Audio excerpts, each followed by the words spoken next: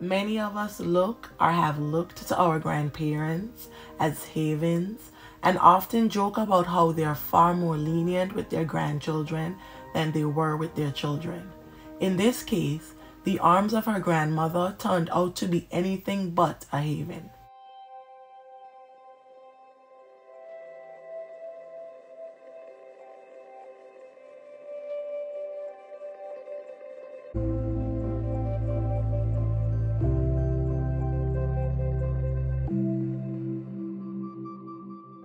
Around 4:30 p.m. on February 7, 2023, a child in Nashville, North Carolina called 911 and informed the dispatcher that their grandmother, Patricia Ricks, was en route to the emergency room at Nash UNC Healthcare with her other granddaughter, and she wouldn't be stopping for EMS. At the same time, medical professionals notified the Nash County Sheriff's Office of a case.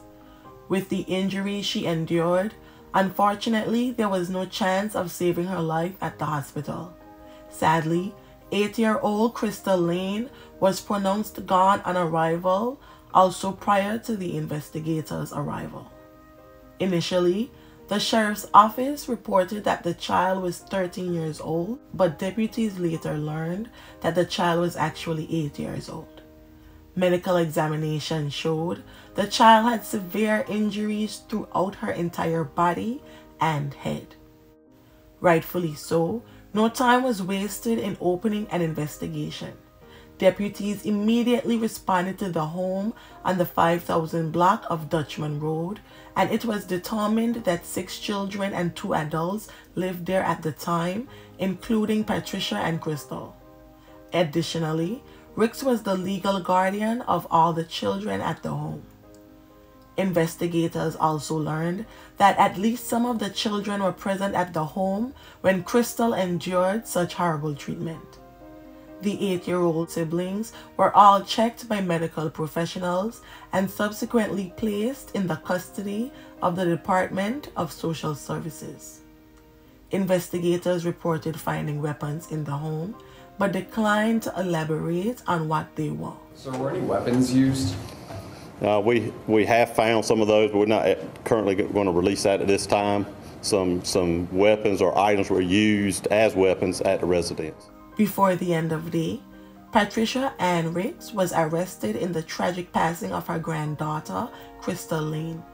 Authorities said she did not make any statements and was booked into the Nash County Detention Center without bond. The 72-year-old was charged with first-degree fatality and felony child abuse with severe injury. The day following the gruesome attack, investigators could be seen still pulling evidence from the home. At a court hearing 2 days later, seated in a wheelchair, Ricks confirmed that she understood the charges against her. The judge went on to explain that she could face the death penalty if convicted, and it was at that point the 72-year-old woman's mind appeared to wander. When asked if she had an attorney or wanted a public defender, she did not respond. Today inside of the courtroom, a lot of people were shaking their heads as Ricks listened to the judge. You feloniously did a malice aforethought kill and murder Christal Lane. As you know, ma'am, this is a capital murder offense for which you could receive the death penalty. Detectives stated that the motive in the senseless incident was still under investigation as of this video. More details are expected upon completion of the autopsy report. Similar to other heart-wrenching stories I've covered on this channel, this case cast social services into the spotlight.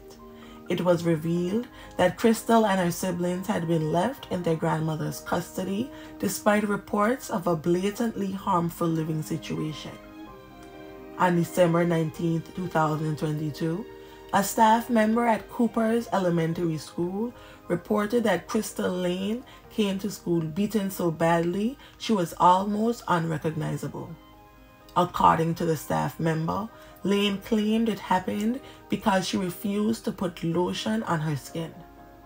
Department of Social Services investigators came to the school the day of the report, and according to Nash County Schools, they were in contact with the school for the rest of the week. Referral to determine if there was abuse in the home.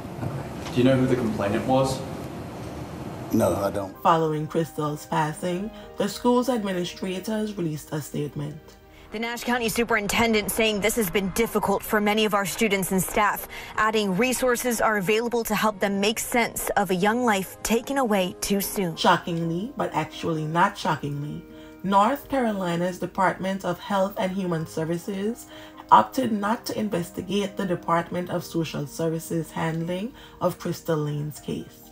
The North Carolina Department of Health and Human Services oversees county DSS offices. In a statement, DHHS says in North Carolina, we have a county-administered child welfare system. This means state law gives local departments authority to administer child welfare services. DHHS says its role is only to provide technical assistance and other resources to counties, not to investigate them. We asked if any other state agency has the authority to investigate Nash DSS. Health and Human Services says it's the only agency tasked with overseeing social services. Now the school district's handling of this case is under investigation. The Nash School District says its policy is to report suspected child abuse to law enforcement, which is mandated by state law, but it's unclear at this point if they alerted the sheriff's office or just DSS. May the family and friends of Christal Lane find solace in the happy memories, and may her soul rest in perpetual peace.